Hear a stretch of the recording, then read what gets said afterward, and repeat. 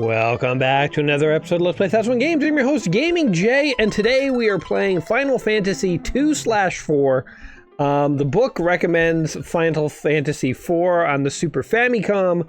We have here the Super Nintendo version of the game, which was retitled Final Fantasy 2 outside of Japan. There's a long, complicated history for this, but the short of it is, the Final Fantasy series, not all the Final Fantasy games came out outside of Japan. There was a belief at the time that North Americans were not interested in RPGs, or they couldn't do it, it was too hard for them, all sorts of reasons. And so, when Final Fantasy 4 came out in Japan, it was a hit. They decided to release it in North America. And there had only been one Final Fantasy before that, so they just called it number 2. So there's a bit of confusion with the title of the game, but obviously this is actually Final Fantasy 4. You might have known it as Final Fantasy 2 as a kid. Now, I've never played this game before in my life, so this is all going to be a bit of a new experience. I'm going to turn the volume down just a shade there. Maybe even just a shade more. I am liking the sort of graphics already. They are making me nostalgic for the Super Nintendo era. Crew, Captain Cecil, we are about to arrive. Cecil, good. I don't know why every time I read cutscenes, like a little tickle in my throat emerges and I get a cough. I don't know. It's literally, I thought it was going to go away at one point. I think it's just age. I think I've just aged into a tickle in my throat. What an old man problem to have in life, eh? Why are we robbing crystals from innocent people? Crew, that's our duty. Do we really have to keep doing this? There seems allowed to be internal strife amongst the crew as to whether they should be stealing these crystals or not. Now, obviously, the Super Nintendo would eventually produce much more high-fidelity graphics than this. This almost looks like a little better than NES graphics, which is kind of interesting. I don't dislike it. In fact, as you guys probably know, I'm a sucker for good pixel art, but I am noticing, like compared to some of the other games we've played on Super Nintendo, and even the later Final Fantasies, this does look earlier. We are robbing someone, but don't dare defy us. The crew is mutinying. Mutinying. They're mutineers is what I mean to say. I don't know how to say that. I know what a mutiny is, and I know what a mutineer is. Mutinying. The crew is mutinying. I don't know how to say that. The crew is in full revolt, Captain. You should have said it earlier. Okay, we're beating up this guy. I was skipping a little bit of the dialogue, so I wasn't fully paying attention. Actually, I think this is the crew stealing the crystal. The one they felt so conflicted about. Maybe this is not a mutiny. Why is the King of Baron doing this? Why do you pursue the crystals so eagerly? I have my reasons. Dark reasons you would not understand. Dark and foreboding. We take pride in being members of the Red Wings. Looting is out of the question. Stop it. I don't know who is talking to who.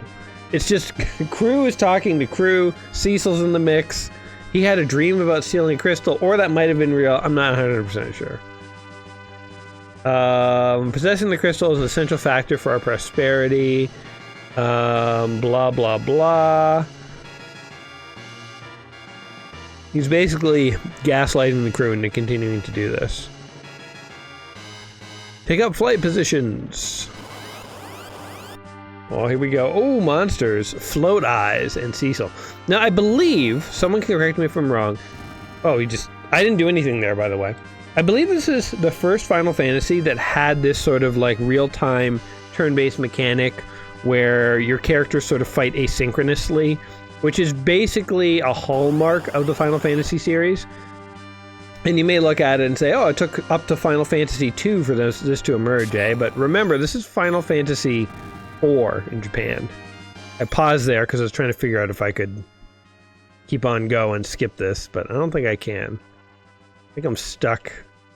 I'm stuck in an opening vignette. I find this less annoying than like an FMV that I can't skip. You know, like in a more modern game. And when I say more modern game, I mean like a game from 1999. Oh, I love this Mode 7, by the way. This is actually an awesome use of it. There's little ships flying in above the terrain. That's great. But a game from like 1999 that has like an FMV, full motion video intro, and you're not allowed to skip it, that annoys me more than a game like this that was made 10 years before that. Because this, I mean, first of all, this is an in-game cutscene. It's all about moving characters around stuff. This is not a video that was encoded on the NES cartridge. And once you start doing that, maybe it was too tricky to like jump to the actual start of the game without going through this. I don't know. I don't know what the logic is. They probably just thought this cutscene was so awesome that nobody dare wants to skip it. But yeah, I mean, I think obviously most modern Final Fantasies you can skip this stuff. I think, you know, I talk about this every time I get stuck in an unskippable cutscene or whatever, but it goes to show how many of them are out there in gaming. And I really, I think had I not gone on this 1001 quest and just played the occasional game like all of you guys, I don't think it would bother me that much. But when you're trying to play 1001 games and you keep encountering cutscenes you are not allowed to skip that are like 5, 6, 7, 10 minutes long, it gets really annoying, you know? And you realize how many are out there, and you also realize how frustrating they are. You know, like as someone who now is dabbling in making my own games, absolutely every single time I put a cutscene of any kind in, I'm always going to make it skippable because not everyone cares. Or, again, I'm not saying the developers didn't put effort into this, you know, to make it like look like a good, interesting, engrossing cutscene. But not everyone's going to think it's all that fly, you know? They're just going to look at it and be like, yeah, okay, whatever. Like, sure, some pixelated guys, you know, some melodrama happening here. Skip. I feel like maybe what has happened in gaming, because like I find even when I play games not on stream, I'm also trying to skip cutscenes, is that it's not like I don't care about the story, but I think game developers have abused cutscenes and used them without restraint, and it has turned me against them as a principle. And I'll give you one example. I think I've talked about this on the channel already, but I'll give you one example of a game that does it right. Batman Arkham Asylum.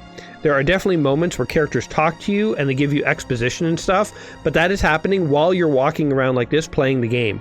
And Bruce, you know, Batman, he's having a conversation with Oracle in his earpiece as you're still playing. So it's like, that is an excellent way of doing it because the player can still enjoy the game and then they're happy to get the extra information too. Or there are a couple like scarecrow scenes in that game that are just like really entertaining, but you're an active part of it while they're happening. And the cutscene parts are never more than like maybe 10, 15, 20 seconds. And there's a few of them stringed together between gameplay, but they're there, you know? So just, I guess what I'm saying is lazy cutscenes that are unskippable make me feel upset.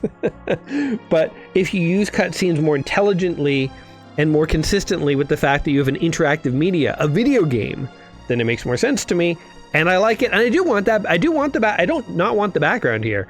I'm not going to sit around and read for 10, 15 minutes what's going on, because, face it, I'm a lazy man. That's the short of it. I'm old enough that I don't make excuses anymore. Anyway, what's wrong? I mastered the dark sword as commanded by His Majesty, but it was to defend and not to rob. Do not blame yourself. His Majesty, blah, blah, blah. Alright, should I talk to these guys? When our Dragoon Kane and Cecil of the Red Rings joined forces, there would be no match. Alright, I'm just gonna bail, I think. I don't think there's really much to do here. Should I go in here? Let's see. The king will not see you until you have completed your mission. Alright, I'm on a mission to do something. I totally skipped what I was too busy rambling about how I didn't like to read these cutscenes. To actually learn what my mission was. I wasn't sleeping. What did this guy say? Heard you brought back the crystal of water from Macedonia. Damn straight I did. What'd I do, man? Alright, let's see if we can leave. I'll be on early leave. Please take a rest. Alright.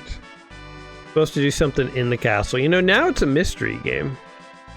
Evil is within the castle lightly. Oh, wait. Am I supposed to go over here? I'm trapped. Oh, there we go. I have to turn that knob. Alright, let's explore the castle a bit and see... try and figure out where or what we're doing. This is... Oh, somebody found me. You're not hurt. I was so anxious. We're not hurt. How could we be? The wizards didn't even raise their hands. Cecil. Can I see you later? Alright. That's my, my sugar mama. My girl Friday. I'm just wandering around. Oh, there's dungeons. Look at these mooks. Look at that Dark Knight. I'm Batman. Alright, so there's that. Hey, Cecil. He's waving at me.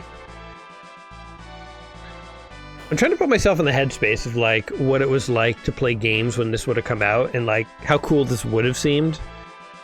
You know, because, like, I was playing a lot of, like, late 80s, early 90s 3.5-inch floppy disk, or no, 5.25-inch floppy disk games back around this time. So this would have been cool. It's, like, very interactive.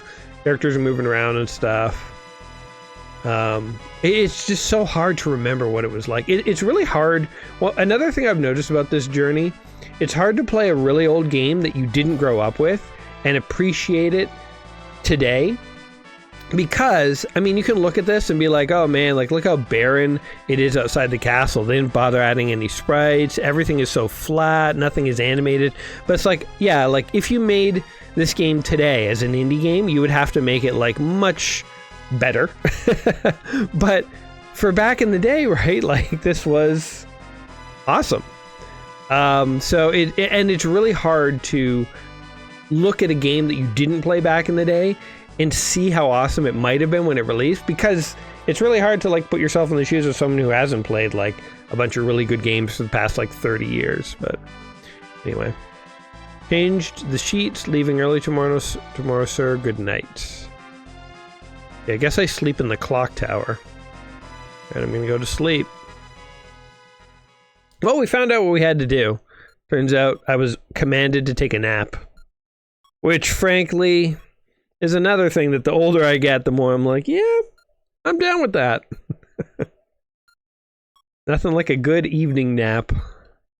Last 2 evenings, I've sat down at like 5:30, 6 o'clock, started watching TV and stuff, and just passed out. And then it's one of those things where it's like such a late nap. It's like, do you sleep the rest of the night, or do you wake up and, you know, because I'm a night owl. I like to, like, hang out and, like, be on my laptop and stuff till, like, midnight or later. You know, like surfing the web or doing coding or whatever it is I'm doing at the time. But when you fall asleep at, like, 6, it's like, do you want to sleep the whole night? And sometimes it's hard to. Sometimes you'll wake up and then there's no way. But anyway, she did come see me, by the way. That is a good thing. Although, he's being standoffish. He said, oh, he's feeling bad that he had to rob from innocent people. He doesn't want to be the king's right hand anymore. I'm just a dark knight with no courage to disobey his majesty. It's interesting. I thought he was going to be a dick, but he's a morally ambiguous, conflicted character. Pretty interesting.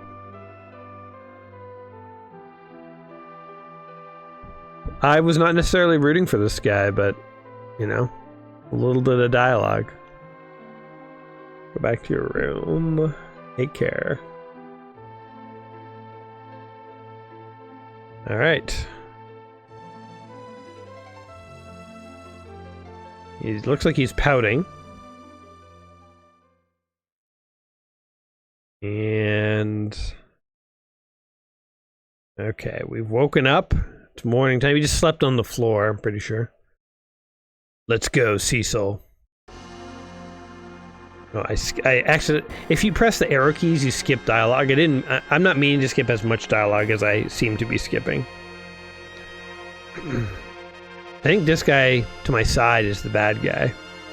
He's forcing me to do atrocities.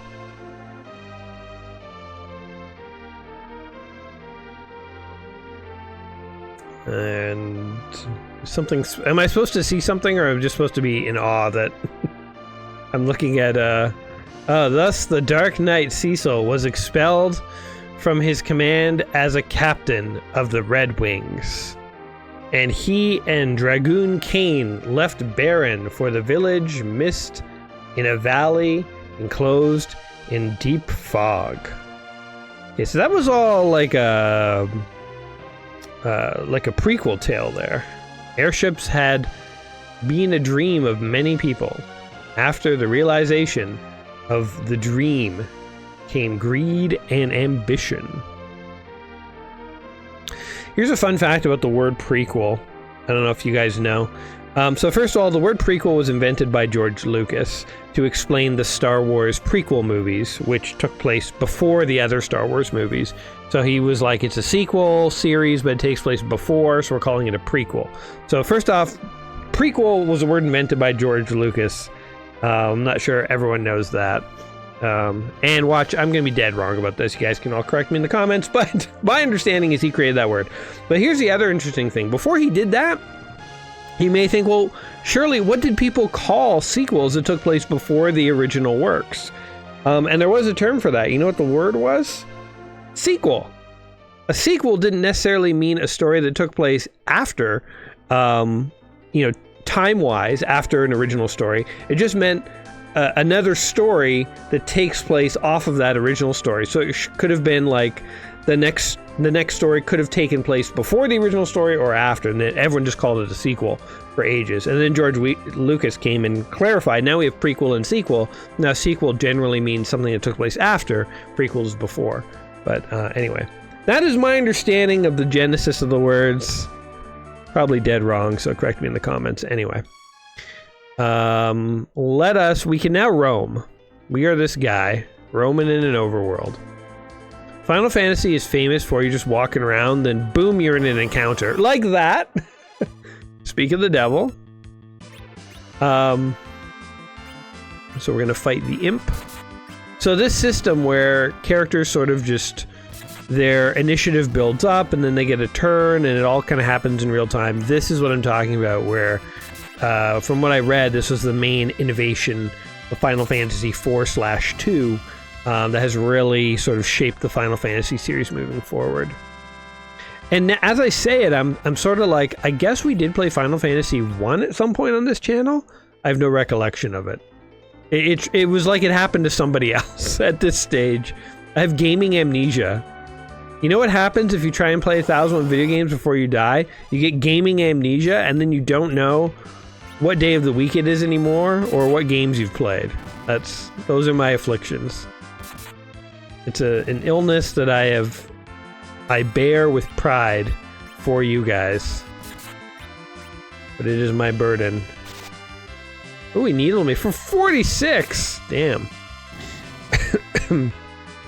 Another thing that's kind of interesting is how RPGs deal with the scale of hit points. Like, when I first played Dungeons & Dragons as a kid, like an elf had 1d6 hit points, 1 to 6. And a dwarf had like 1d8, and a hobbit 1d4. Like it was something around that. I don't know if those are 100% accurate, but it was like 6 hit points was a lot, and then you level up and maybe get to like 12 or 15 or 16. It was like, whoa, you have a lot of hit points. In a lot of Japanese games, sometimes it'd be like you have 2,500 hit points, and every attack does like 3,000. You know what I mean? Like the scale is different. And I feel like the scale of hit points and experience and all that stuff, that's sort of, it varies game to game. It's not just purely a Japanese, North American thing, but I do remember noticing as a kid that in a lot of the Western RPGs I was playing at the time, they all had like very low scores for everything, where like 1 hit point mattered, whereas in Japanese, like 1 hit point doesn't mean anything because you have like, these characters have 200. Now, I do get that these characters are supposed to be like really high-level dudes who are going off for a romp. So maybe when we get like level 1 characters, they will have like 20 hit points or something more reasonable. But it is something that I've noticed in games over the years, and just, it's kind of interesting. Kind of interesting. I have no idea where I'm going, by the way. They said there was a village covered in fog. So I don't mind the random encounters, but I will say I played Legend of Zelda... Ooh, what is it? I think just Link's Adventure. Legend of Zelda 2, Link's Adventure, whatever. The second one on NES back in the day. And that had an overworld that also had random encounters. But I think they made one addition that I really appreciated, which is where you didn't just suddenly get pulled into an encounter. What would happen is you're walking around the overworld, and then 3 or 4 shadow enemies would appear and start walking in random directions near you. And if you juke them, you know, if you sort of dodge them, you didn't have the encounter. But if you walked into them, you had the encounter. And there were 3 different types. There's like a slime and like a werewolf man and something else. And so if you wanted the slime encounters, you could walk. You see, you had some agency. You could pick which one you wanted or try to. Didn't always work out, but you could at least try. I guess I would say I don't mind the Final Fantasy sort of actual combat mechanics, but the random encounter mechanics I find are not my favorite. Just sort of where you just have no control. You don't know if an encounter is about to happen or what. Like, it'd just be nice to have a bit more control as the player to see what's coming, or even if you want to surprise the player. I think the Legend of Zelda is like a nice compromise where you can still surprise people. But it's not just these random, oh, you're sucked into combat kind of things. Anyway, I digress. We're fighting imps and sewer rats. Or what is this guy? Sword rat, sorry. Not a sewer rat, a sword rat. And they're doing their little one-legged fist bump. It looks like they're dancing on one leg and pumping a fist. Pretty funny.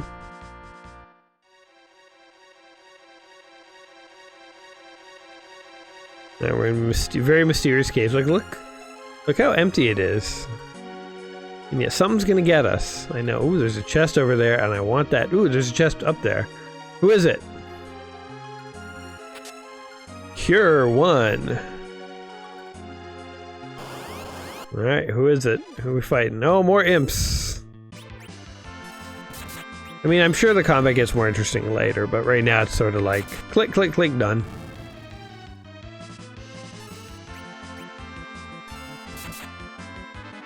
The guy looks like the Hobgoblin from Spider-Man.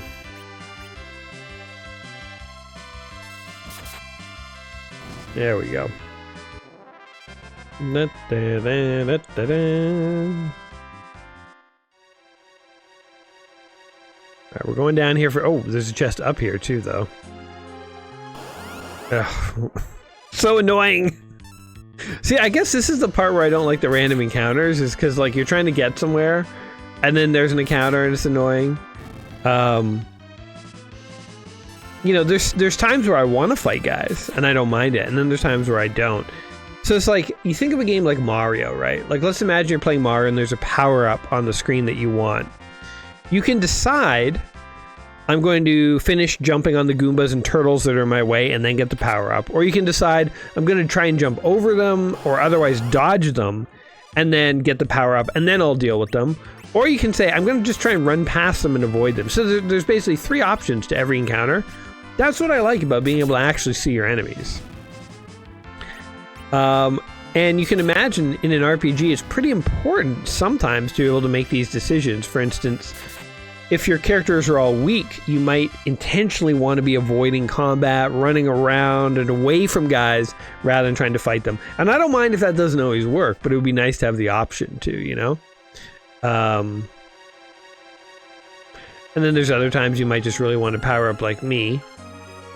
You want to beeline to it. You gotta kill some hobgoblins on the way. Ooh, larvas. See, we didn't even know that we were gonna fight larvas. They just showed up.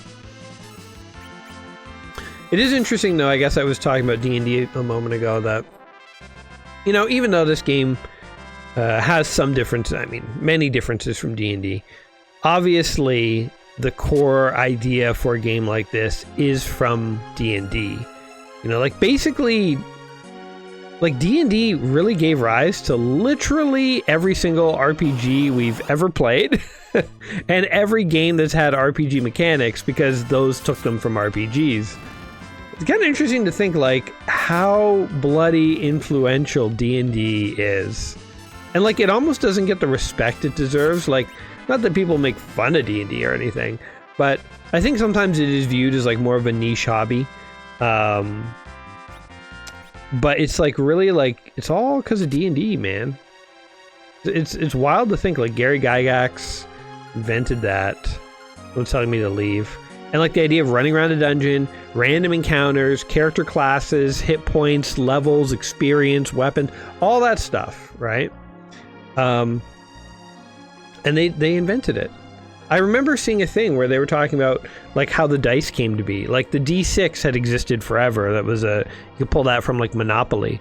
But then the D8, the D4, the D12, like the idea of having a dodecahedron and rolling it, right? And the D20, basically that all came from one of the guys who was working on it. And there was something where like he kind of remembered some company that printed out different shapes, and he like ordered them from the company, like special order, and then they tried them as dice and it worked, and like they ended up then using that in the game. But like the dice of Dungeons and Dragons are so iconic. Like if somebody pours a bunch of weird shapes on a table and they all have numbers printed on them, and you realize they're dice, you know they're about to play Dungeons and Dragons, or maybe another RPG, but more often it's associated with D&D, you know. Like it's just funny how that's so iconic. And it's interesting to hear like how they invented that and how they even thought to do that. Because there are other games like Battletech, the board game, it uses all D6s, and you roll multiple D6s sometimes, but it's all D6s. You have lookup tables and stuff. There's no D20 or D12 in Battletech. And so they could have done that in D&D, but they didn't. Yeah, let's go on anyway. Whatever they're telling us. Look, guys, game, I'm busy talking here about, you know, your great-grandfather, D&D, and all the crazy dice he used. So I don't know what you're saying, but we're fighting Mist. We're fighting the mist of our own inner demons. This is childhood abandonment and alcoholism bundled up into one. Self-loathing, doubt. Also, our tendency to procrastinate. Many, many inner demons woven together, embodied in a mist dragon. Seems to be doing very little damage. I mean, this is obviously more the tutorial section of the game. I'm barely paying attention to the combat because it's so basically straightforward. Turned into mist. Okay. Woo. We fight how do you fight disembodied mist? Yeah, of course you're gonna miss every time. Do not fight now. Fighting when mist will freeze you both with breath. Alright. I didn't mean to do that. Okay, I'm gonna stop fighting. Do not fight now. Fighting when mist will... I can't skip these. It's unskippable hints. 5 words at a time. Okay, I guess I might as well use a cure. Or no, a heal. Yeah, use a heal. On Cecil.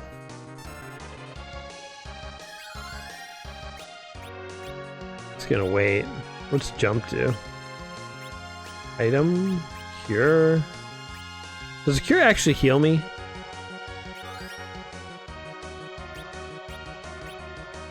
I don't know how to how to do nothing. It's gonna sit here for a while. Now get ready to fight. Okay, I didn't know if the timer was still going. It was very ambiguous. Alright, here we go. Let's wail on the mist. There's a movie called The Mist. Pretty good movie. Extremely disturbing ending. Sticks with you. Really hard to take. It was by Frank Darabont. I think they made it into a TV series, actually. But before he did The Walking Dead Season 1, Frank Darabont did Stephen King's The Mist. Did a great job of it. It's an interesting movie because like the CGI is kind of bad. Some of the acting is a little rough, but the actual story they tell is very good. So it almost feels to me like a made-for-TV movie or a stage play more than like a full movie. But if you can get past the somewhat cheesy CGI at times, it actually is a pretty complex and scary movie. Gives you that existential dread. And again, the ending. I can't even think about it. I gotta let that one go. I'll leave that as a little mystery if you guys go watch the movie. But, yeah, anyway. We're almost at this little village, by the way. I think we've been trying to get to the village that was through the Mist Caves. And I think we are there. We haven't missed it. If you see what pick up what I was laying down there. It's called a pun. The amusing use of homonyms. Anyway, we're in a village now. I wish, so I keep accidentally skipping a few dialogues by pressing the arrow keys. I do actually kind of wish you didn't do that, because again, as much as I am skipping a lot of the dialogue, I'm not trying to skip absolutely everything, but accidentally it's happening. Anyway, the package we have opened. Oh good, we released some demons into the village. That should make us popular. Or just into the world. Okay, so things look pretty bad right now. I'm guessing we should not have done that with the demons. Whatever this package is, we were not supposed to bring it here. We brought this package too. Cain, burn the village? Why? Mommy, mommy! Who's that? I know a little girl who's hurt. My mom's dragon fell, so my mom did too. Oh, she's a dragon rider? People to summon monsters. They are called callers. We defeated the dragon, so her mother is also gone. You've beaten my mother's dragon? You didn't mean to do this to your mother. Her Majesty wanted us to wipe out the callers of this village and used us to do it. Incredible. I'm afraid we must do away with her too. Are we gonna kill this lady? Cecil, Cain, she's just a kid. You dare renounce your loyalty to His Majesty? Forget it. Never again will I follow such an order. Oh. Well, Cecil, I knew you'd say so. I won't let you do it alone. Cain, I owe His Majesty much. Still, I cannot disgrace the dragoons. And you will, but Baron is the mightiest country in the world. Possible for us to challenge His might alone, we must gather other countries.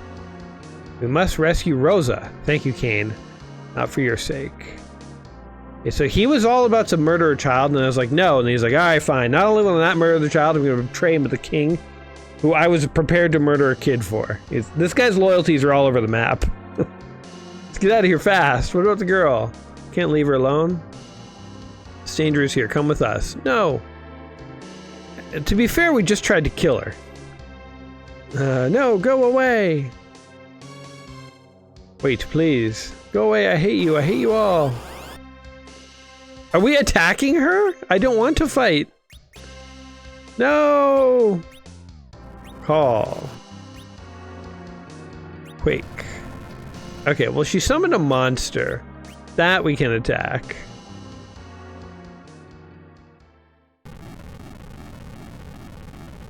Oh no, she summoned an earthquake that's changing the world around us. Big changes are happening, guys. Okay, I'm glad we didn't go through with actually attacking her. I'm glad I delayed long enough that she was able to defend herself and split the continent in twain. She's alright. Cain! Cain! Cain! He's gone. Can't stay here any longer. Have to escape from Baron with this girl. Like how we just pick her up like she's an inventory item. Alright, now off we go. Am I totally by myself now? These are the Sandmans. They look like sexy trident people. Sexy sea monsters.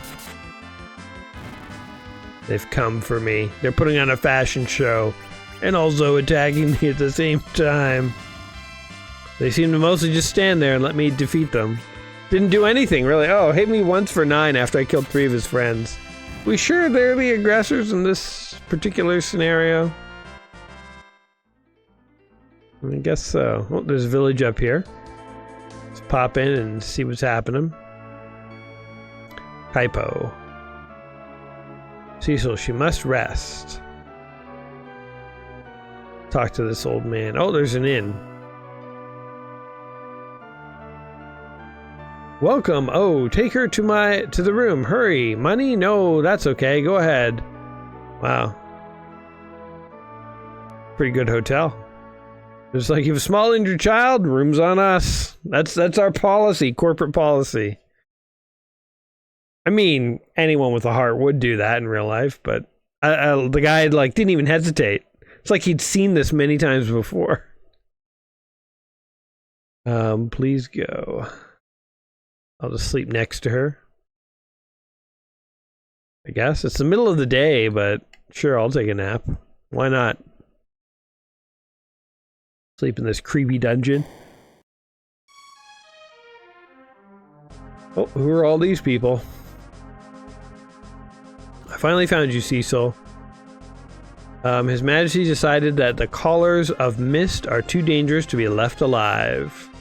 Hand her over. No. Alright, finally a fight we're kind of invested in.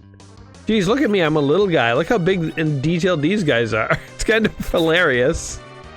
Why are they so large and detailed? It's pretty funny. Oh! I didn't mean to attack myself.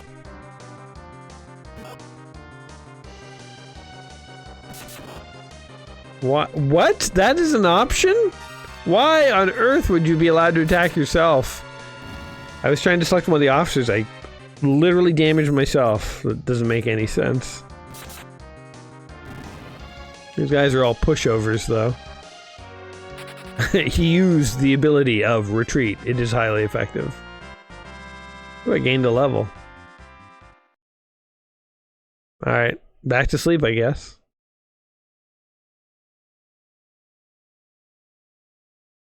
Did I get you in trouble? It's for me to apologize, and you can't forgive me, but you protected me. I'm Rydia. Caller Rydia joined. Alright, we have a 2-person party again. Kane is off doing Kane things.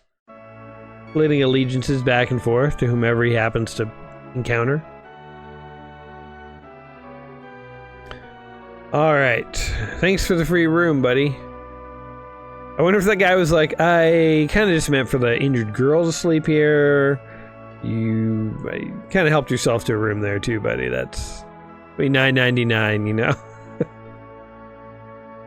Let's see what we can buy.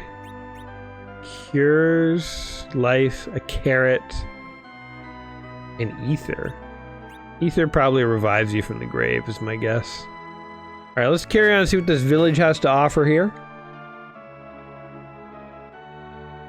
Oh, look at this. Nice little village. I like how it's a little desert oasis. Let's see what the armor shop has. Ooh. But a cap.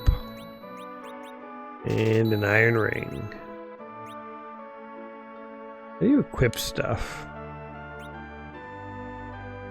Okay. Cecil D. Knight. And Rydia. Okay. He has... Oh, he's got shadow armor for everything. Okay, so maybe she... He has a cap. And an iron ring. What the... Is it the one I bought? Guess I didn't need to buy anything. What? Okay, whatever. Let's just get out of here. I think the guy scammed me. He saw I was wearing a hat and had a ring, and he sold me one anyway. Why do these people move in erratic steps? It's like, stop, move, stop, move, stop, move. Rosa! Oh! Didn't expect to see anyone I knew. What's she doing here? Cecil, don't leave me, Cecil. Sorry, babe, I gotta go. Don't leave me, Cecil. Alright, see ya. We need Sand Ruby to cure the fever, but is in the lair of the monster called Antlion. Alright. Well, let's go figure this out then. Guessing that's our next quest. Alright, we'll play for just a little bit longer. I don't even know if we're gonna get to see this lair, let alone the boss. We've been going here for a little while, but I'll bite. We'll see what this desert has to offer. I mean, looks like a very clear lair to me. Watery Pass. Chests just out in the wild. Cures and health potions. Everything a grown boy could need. Oh, and random encounters with cave toads. Oh, that didn't kill him in one hit.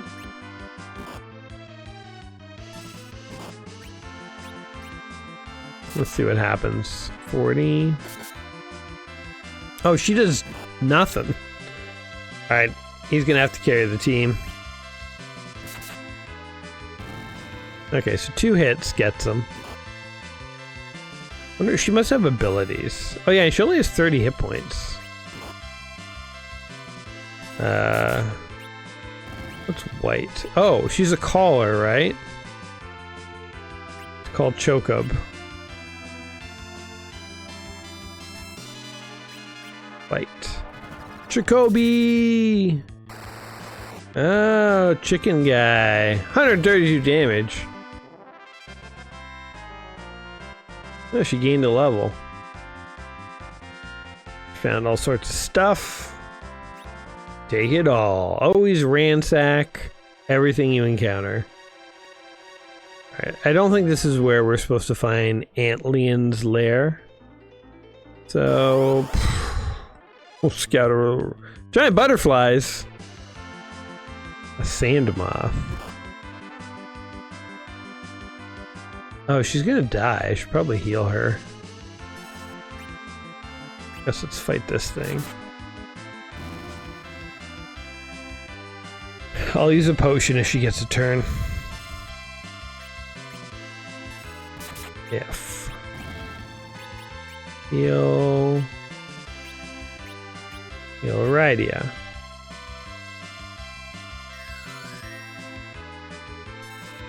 Wait, that didn't do anything. Did I just waste a potion? I'm so confused.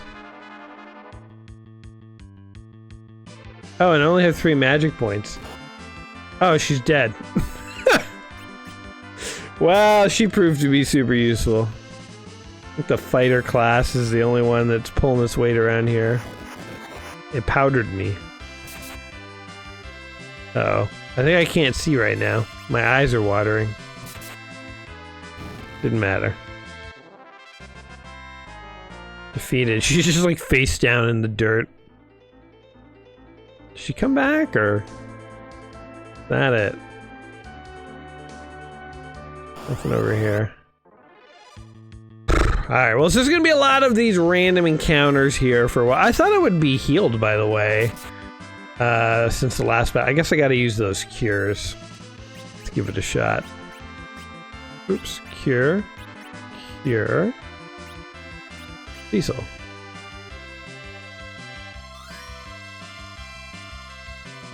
That didn't do anything. Alright. Anyway, yeah, Final Fantasy, I mean, what can I really say that hasn't been said a million times already? This is not an obscure game. If you do like the Final Fantasy formula, you know, you like to sort of level your characters, go on these adventures through these, you know, detailed places. I mean, I guess, like, for its time, this game had, like, pretty sophisticated story and, like, a world to explore, and, you know, that was not that common back then. I feel like now it feels like a dime a dozen. It's easy to find games that let you do this kind of stuff, but like back in the day, it was not so easy. So I think credit where credit's due. If you look at this in the context of when it came out, I mean, it's like there's a lot here. I think these days, if you didn't grow up with it and you're not like into Final Fantasy, it might be a hard sell. But if you do like RPGs, retro games do sometimes have a lot to offer, and especially if you like getting into the lore of the world and seeing what's going on. You know, this is one of the OGs. So Final Fantasy 4/2 here. Whether you like it today will probably depend on what you've been doing for the last 30 years and whether you played it. But I think we can all agree that, you know, it was a trailblazer. And it's certainly, again, this combat that now is so common in Final Fantasy, is where it all began, guys, is where it all began. So, what do you guys think about Final Fantasy 4/2 here? Did you play it back in the day? Do you have fond memories, tips or tricks, or anything else you'd like to share? If so, sound off in the comments down below. And as always, thank you for checking out the video with me here today. If you liked the video and all my inane ramblings, don't forget to like and subscribe. It really does help. Clicking those buttons really does. But other than that, I will catch you soon with another video and another game. So until next time, my friends, you all take care of yourselves, and I will see you soon. I'll just be wandering the desert here, getting random encountered until I see you again. So until then, guys, peace.